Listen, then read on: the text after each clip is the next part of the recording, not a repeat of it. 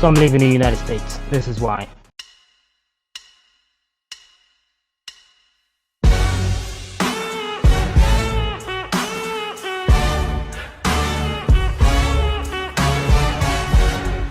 So I'm kind of tired of the United States. Just to put it bluntly, if y'all don't know, I am a Jamaican immigrant who has migrated here going 15 years now. I came here when I was about 11 years old. So, yeah, kind of got fed up. So I kind of wanted to make a video before I leave about why I'm leaving. The reason why I'm leaving, number one, the state of this country, especially what's going on with the Cubans and all the ones in Miami and stuff like that. I am kind of like, I was on the fence then, right? I was on the fence about the whole situation. But then I really thought about it. Is this a place that I want my kids to grow up? As a young black Jamaican, if you've met me, then you know I'm respectful. If you've met me, you know I'm a very God-fearing person. Not perfect, but God-fearing. It's the state of where this country is going. I don't feel safe enough to raise my kids here, or I don't feel safe enough to even start a business, start anything here, because you know at any moment you can be deported, right? That's where the state of the country is right now. That's the turmoil that it's in. As for my second reason, I really have to say this. If you've been in America from the day you was born until now, then you're not gonna even know what I'm talking about. Most immigrants will definitely know exactly what I'm speaking about. So when you leave your own home country and you decide that, you know, I'm gonna go over to another country and make a better life, try to make something better for my family and my kids to grow up, get an education, trying to avoid, you know, wars or famine or anything of that nature.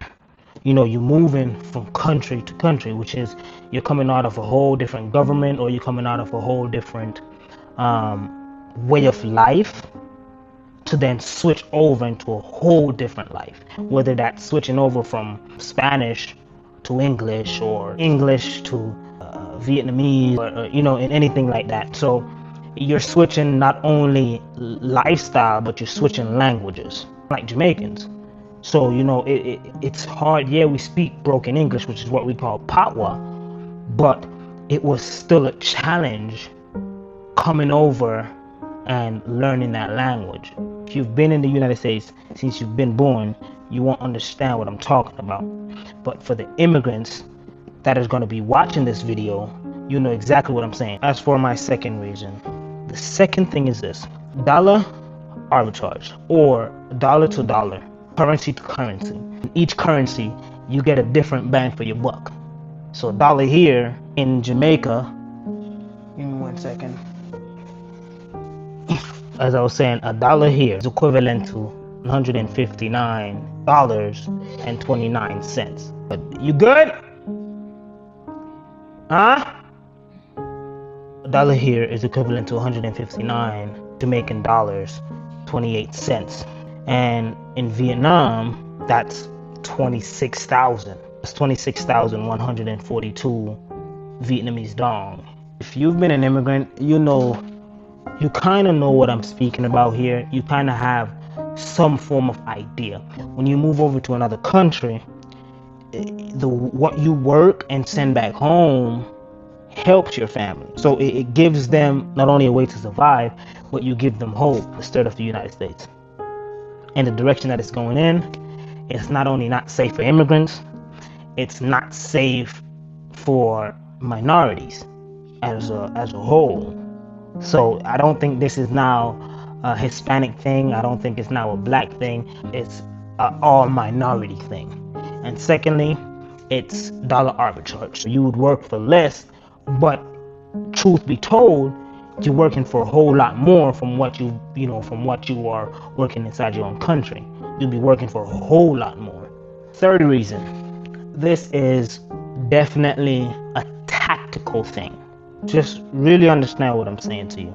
You don't have to live in the country to work inside the country. Think about that. If you are a United States citizen and you speak English, let's say that's the basic minimum you have. You don't have to necessarily be in a Spanish speaking country to make Spanish speaking dollars. You can teach English, but then people say you need a bachelor. Not necessarily. There's certifications you can get that is equivalent. And if you don't want to do that, it could be as simple as this that I'm doing. I am giving you information for free in English. It's as basic as that. And you can make money from just YouTube, whether it's $1, $2, $3. Just understand that $1 here in Vietnamese dong is around whatever that was. Yes, you may seem like, okay, well, you're working less than minimum wage. But if you're working less than minimum wage, the only thing that you truly need is a social and a bank account. And if you've lived in the United States, you have a social, you have a bank account. And if you're a citizen of the United States, you was born with a social and you can make a bank account. That's the only thing you need.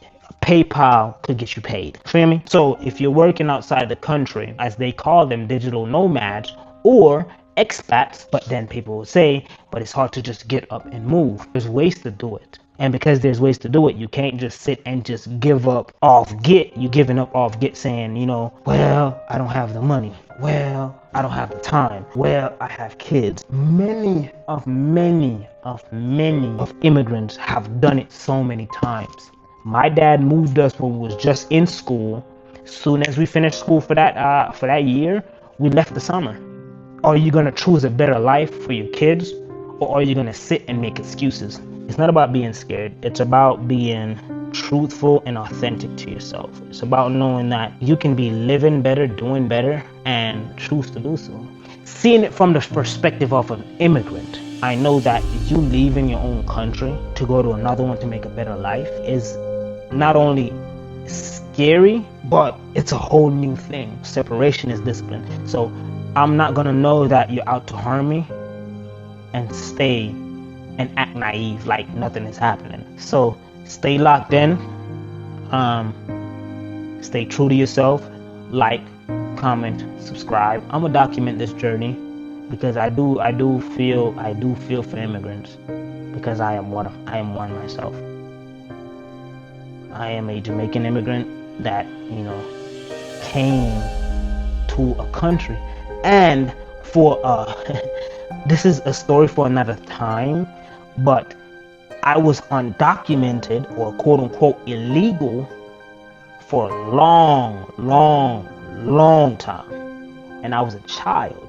And to see that not even kids are getting any pardon. It's not like they're out here to do evil.